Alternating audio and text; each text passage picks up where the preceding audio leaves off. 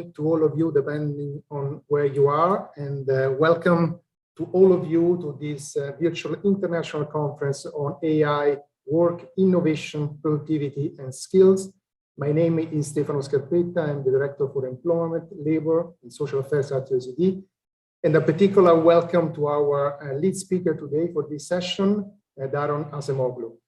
Thank you, Daron, for joining us for this session, this fireside chat to our conference on artificial intelligence. Let me just introduce you. You are a professor at the MIT. You are elected fellow in a number of institutions, National Academy of Science, the American Philosophical Society, the British Academy of Science, the Turkish Academy of Science, and many more. Of course, you are the authors of a very large number of academic papers, but also a number of very successful books. Let me mention just one, which I found extremely interesting, in particular, the New York Times bestseller, Why Nations Fail, Power, Prosperity, and Poverty, with James Robinson. Of course, the work of Professor Acemoglu range a number of topics of economics, from economic growth, the political economy, labor economics, technological changes, and of course, he has also been looking at how the digital transformation and more recently, artificial intelligence is reshaping our labor market. So it's a great pleasure to have you with us, Daron. And thank you, Stefano. Thanks for inviting me. It's my pleasure to be joining you in this fireside chat. So this is, we have half an hour together, and the way in which we do it is that I will raise a number of questions to Daron for about 20 minutes. But then I really invite all our participants to read your questions. I will just sort of pick up the main questions and of course put it forward for Daron. So let me start maybe with a more general question to kick off our conversation, Daron. And this is about the fact that we have seen already over time, over decades, I would say, a decline in labor share, a polarization in our labor market, the demand for labor going at the higher end of the skill distribution, but also to some extent at the lower end. And if anything, to some extent, the latest phases of the digital transformation, even before the advent, if you like, of artificial intelligence, is actually putting up a lot of pressure on the labor market, creating more divide and potentially more inequality. So what is the role of the digital transformation, digital technology in this, to some extent, long-standing evolution of our labor markets across a wide range of countries? Thank you for asking that question, Stefano. That's an issue that has, kept labor economists busy for several decades. And, digital technologies do so many things. They are capable of doing so many things. And they promise so many things that it's a difficult question to answer. If you look at, the initial promises of digital technologies, there was a huge range of things, from liberating individuals to ending the dominance of large firms to increasing productivity. And I think some of those have happened, certainly not ending the dominance of large firms, but some of the other ones have happened. But my own research finds that the bulk of the increase in inequality and decline in labor share is intimately linked to digital technologies. In particular, one of the things that digital technologies did and provided opportunities for was automation.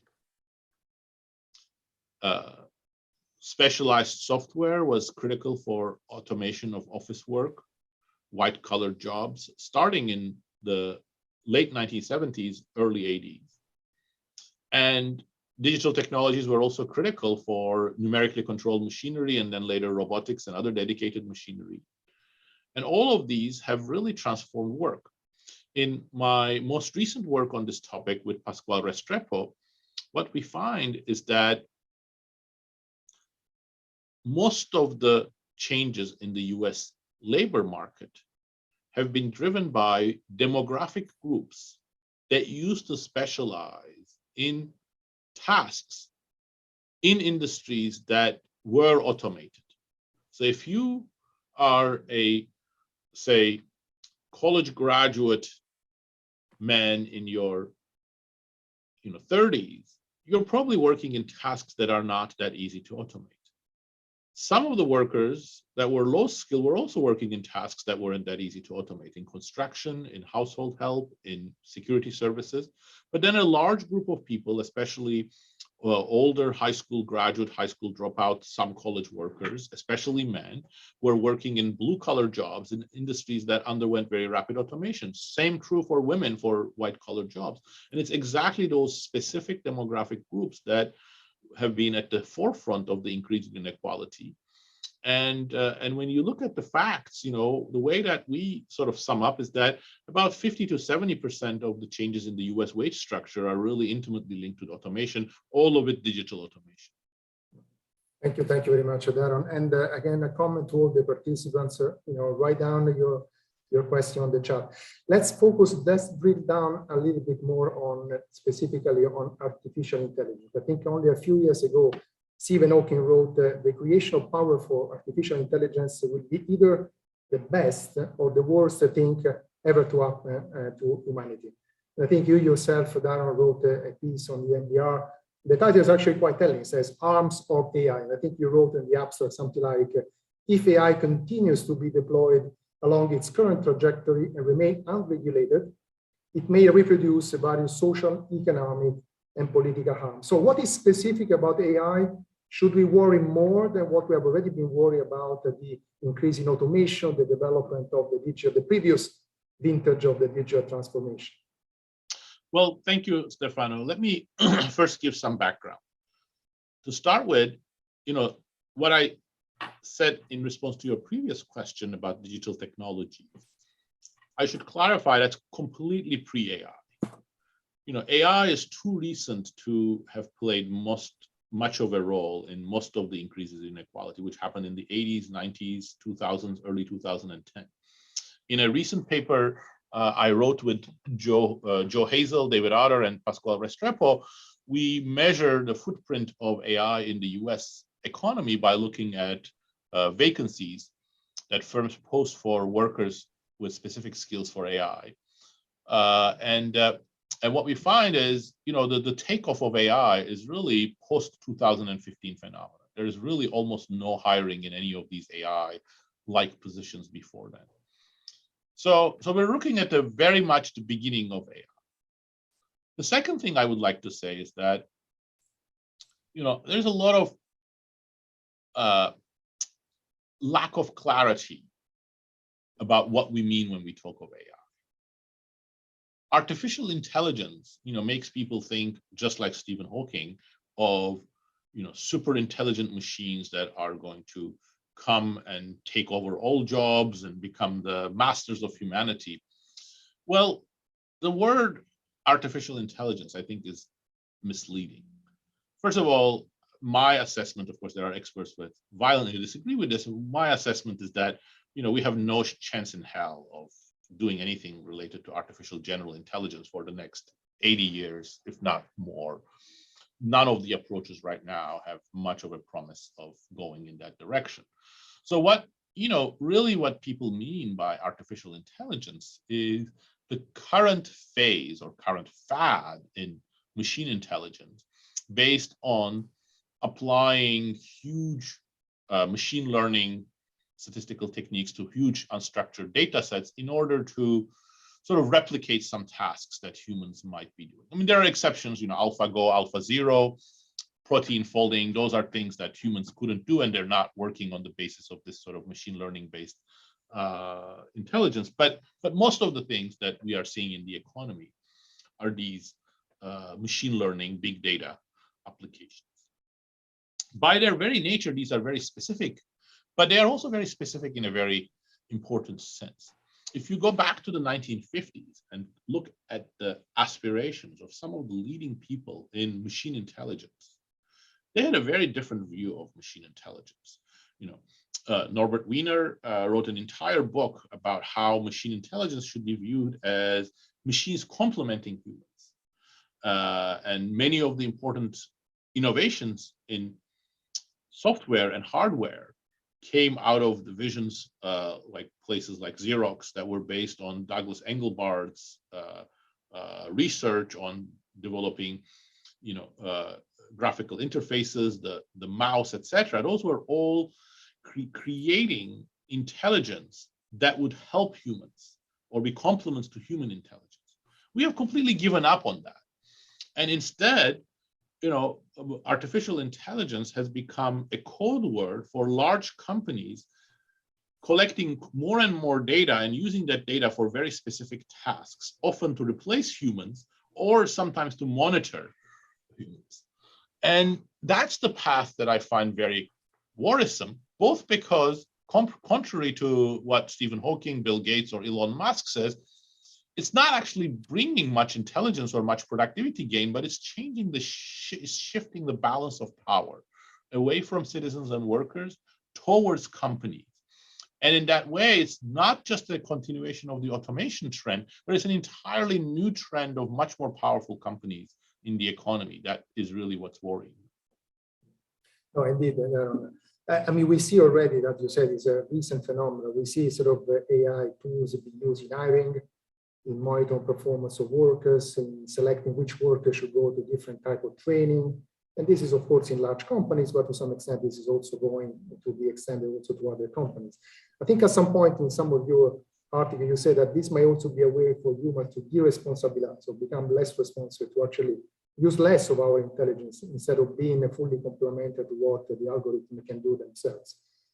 So what are our tools? Because we just had a section just an hour ago about AI and discrimination in the labor market. And of course, many of the speakers said we do have anti-discrimination law. It's not entirely clear whether the existing tool will be fully effective also to deal with the potential risks and challenges that artificial intelligence will bring into the way in which it's used and affecting also the workers' well-being, different dimensions, from hiring, from promotion, from participation in training, skill upgrading, and so on. So do we need new tools? Do we need different tools? So we need to use better the existing, to some extent, regulatory, legislative, and policy tools? All of them. Look, I mean, I think every age of technological transformation involves humans becoming better at using those technologies and understanding what it involves in using these technologies. Even though I said I wasn't impressed by the productivity or the capabilities that AI is bringing at the moment, there's one thing that's undeniable. Things are changing very rapidly.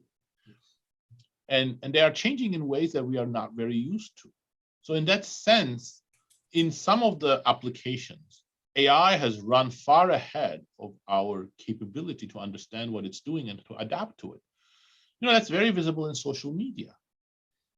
Clearly, if you think of online communication, especially the World Wide Web hyperlink, those were ways that you could have seen already from the beginning that were going to be quite useful for humans. With hyperlinks, you can understand information, understand its provenance, and go from one website to another, and you are getting a means for accessing information created by other humans. So that could be very useful.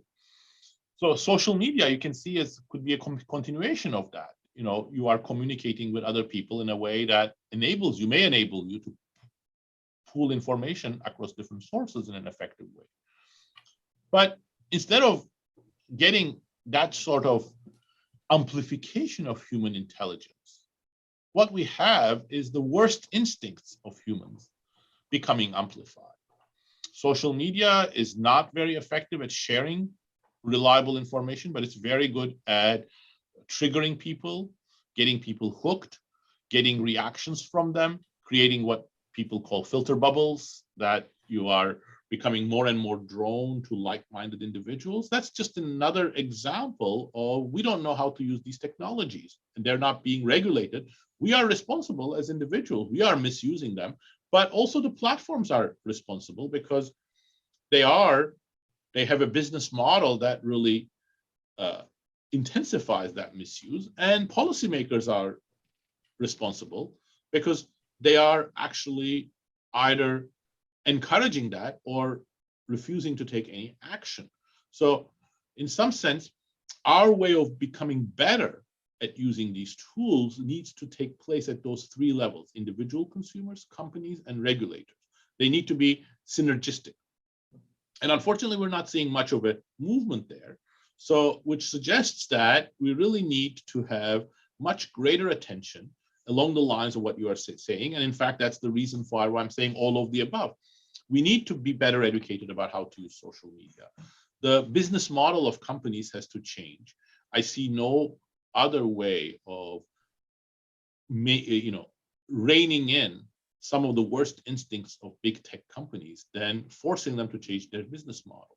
So I think it's a fantasy to think that, with small changes around the edges, you're going to be able to change Facebook's approach, because as long as Facebook remains based on a multi-trillion-dollar business based on attention seeking, making people give their attention for a concentrated amount of time so that you can actually offer them ads and they're going to click on those ads, then all of the marginal changes are not going to change the misdeeds, the problems that are being created. So therefore, Facebook needs to move away from the extreme ad-based business model. And of course, that's not going to happen by itself. So that's where regulation starts playing more and more of a role. And it's policymakers that are responsible, but also society is responsible. If we as a society do not induce the policymakers to take action, the buck stops here as well. So it's really a multi-pronged one: individual, company, regulators, and society at large.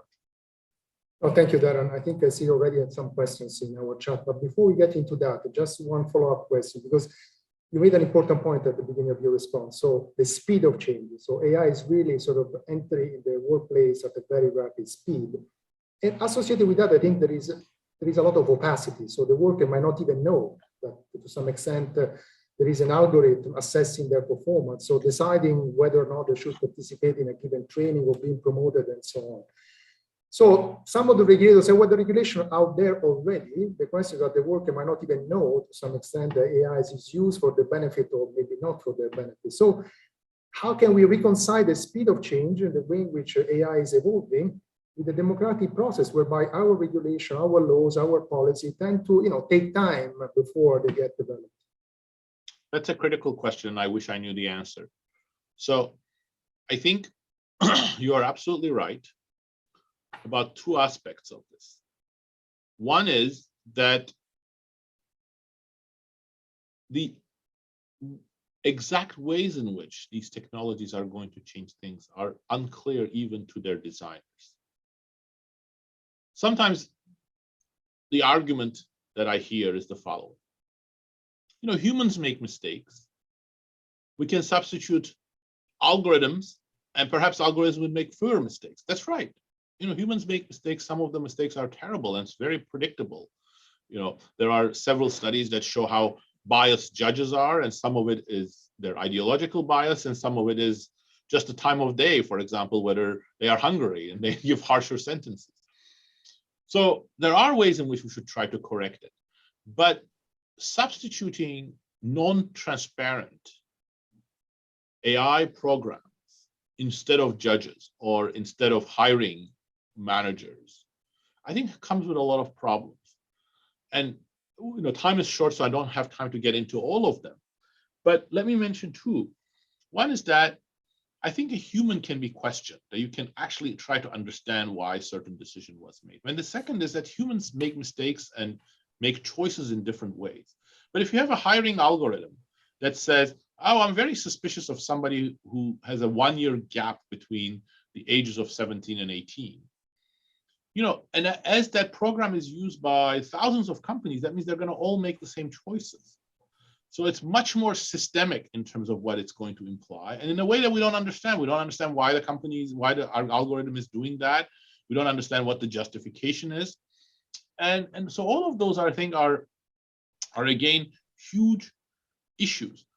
And, when there are such transformative changes, democratic processes are one of the best ways of grappling with the issues. The problem is that, and again, that's where I think your question was going, AI-based technologies have also harmed the democratic process. That's what we're seeing in social media. That's what we're seeing in surveillance and autonomy.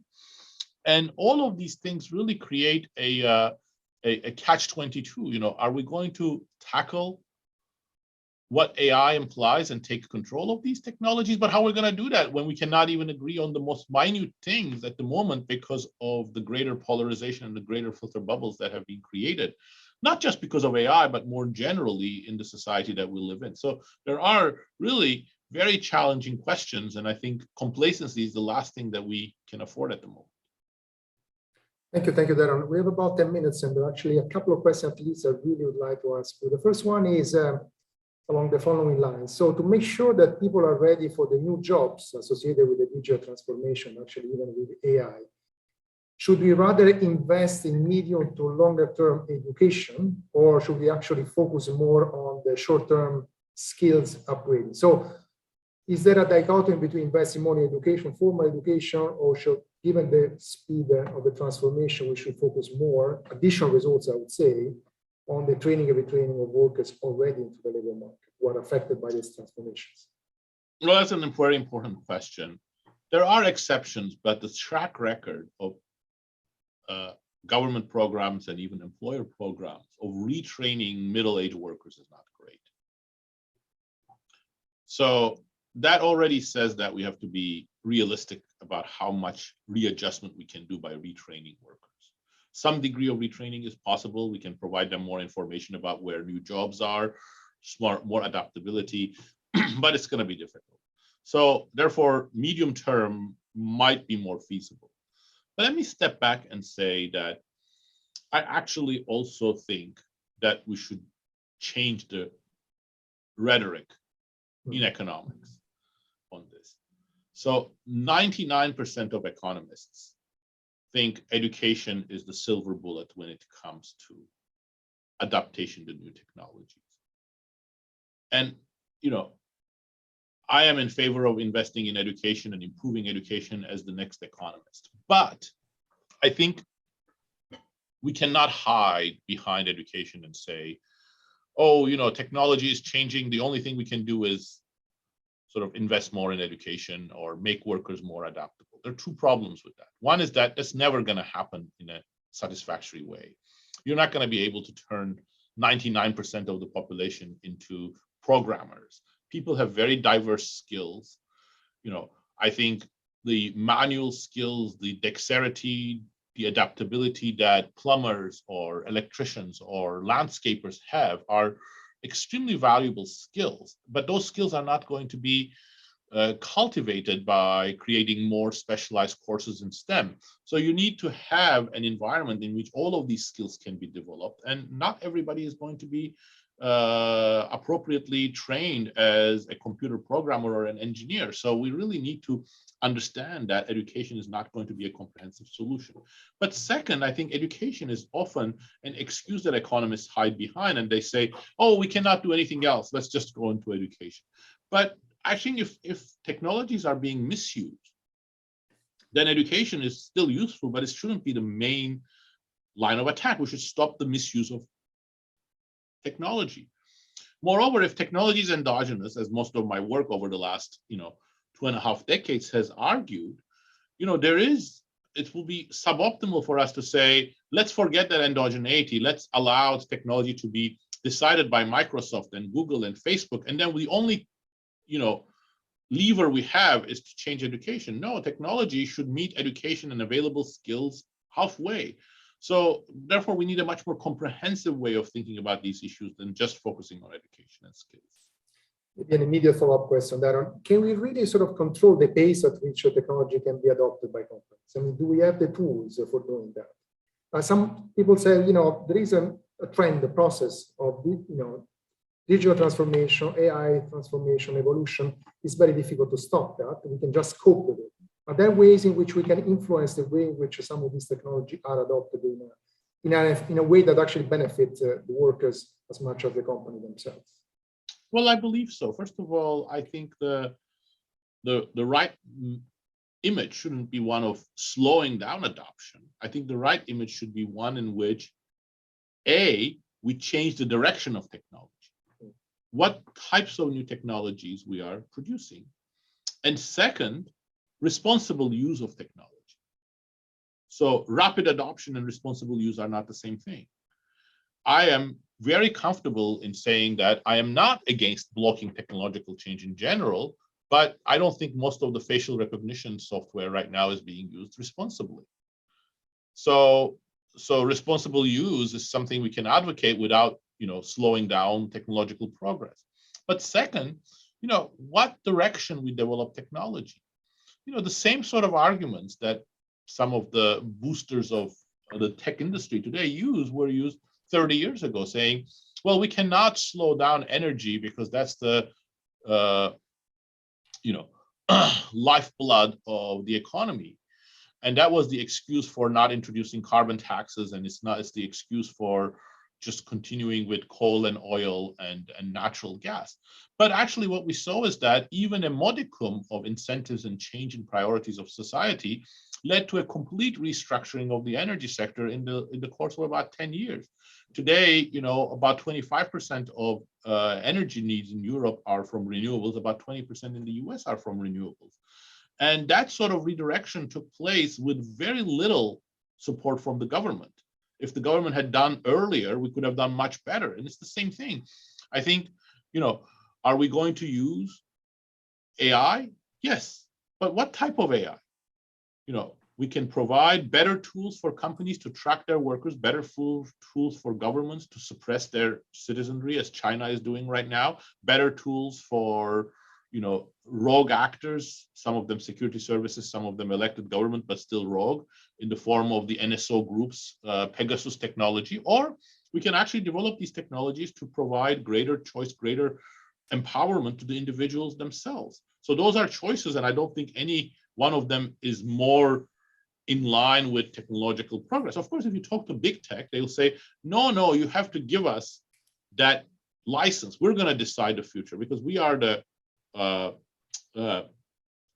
wise people. And in fact, they'll go and, if you can get them to be honest, they'll go and say, actually, we are disadvantaged. We want to be in China. We want to have the same freedoms that Chinese AI companies and the Chinese government has in using and collecting information in the way that we want. But exactly, you see, that's where the interests of society and the tech companies are very sharply divergent.